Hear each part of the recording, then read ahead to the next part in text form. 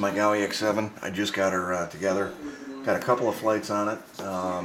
I'm kind of a compass guy, and it's been a challenge. It's kind of a hard heli to work on, or at least if you work on Gauis, you know Gauis. So blah blah blah.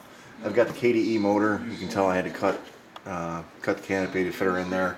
It runs really cool. 4 minutes. It comes down at 104 degrees, where my Scorpions and Compass motors are coming down 140s. This is the 12-tooth pinion. I'm running a 2275 head speed. I could go up a little bit. I'm still learning the heli. It's got some different flight characteristics than my Compass does. Real fast cyclic. Assume it's very squat. My Compass stands taller. Let me take the canopy off. I'll give you the quick tour. Running the Torx servos. These are high voltage. We're right off my Pulse pack. It's pretty cool because I can get about 8 flights on this little 2500 because I'm only going for 4 minutes. 9188 tail servo. This thing is really noisy, running on high voltage. I thought something was wrong with it. I put a post on Run Rider. People started chiming in saying, yeah, it's just the way it is when you run it on high voltage, but it sounds like a creaky gate when you're down on the ground, but in the air it performs real nice. Got the V-bar going, and this is the mini V-bar.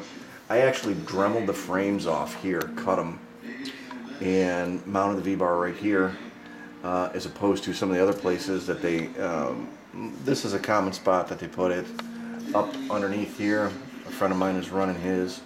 I like it here. It's easy to get to. I can plug my cable in right here, do my adjustments without having to, do much. My pulse packs. I think I've got about 7 or 8 cycles on these so far. Not bad for the money. They're giving real good, strong power. I'm having a little bit of a CG issue right now. When I first got her together, naturally, they have this pin right here.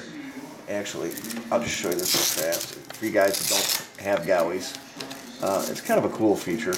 I was worried about the packs taking a hit in a crash, but they're on these little cartridges that pop out, and it sits in there pretty deep. But when I first built the heli, naturally I thought, well, move the pack all the way back to this pin. I thought the pin would stop the pack, and I wanted to keep the weight as much as I could under the main shaft. Well, when I did that, the CG was all messed up, and I would try to pirouette, and the tail would go down. Then I moved it all the way to the front, nose dipped. Now I've got it just like this. I need to adjust it one more time and take it back maybe a few more millimeters, because I'm still getting some nose tipping tendencies. It's pretty cool way to do this. The other nice thing is, if you're kind of a guy that, and these go in real easy, there's no cotter pins or anything like that, but it's in. You can just put your belts on. But if you're a guy that likes to charge on the field and leave your packs in, you've got your balance and your cables right here, so that makes it real nice. The only thing that's not real nice is the canopy is a little bit of a bugger when you first get it, because you got to kind of get it stretched out this way, because you've got to wrap around all this stuff and then go up here and then this standoffs. Then you have the pins. I'll definitely be putting some quick release booyahs on here if they make them as long as these standoffs. I'm sure they eventually will. But all in all, so far I like the helicopter. It's not my Compass.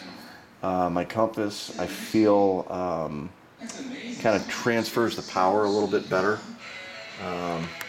This is torque tube. My Compass is belt drive, and with the 2275 head speed, you really don't feel it. The drivetrain is super beefy, and it really handles the head speed well. And I think I'm going to try and move up to probably a 2400. But so far so good. It's nice. It flies circuits real nice. Fast forward flight. All in all, I don't want to crash this thing.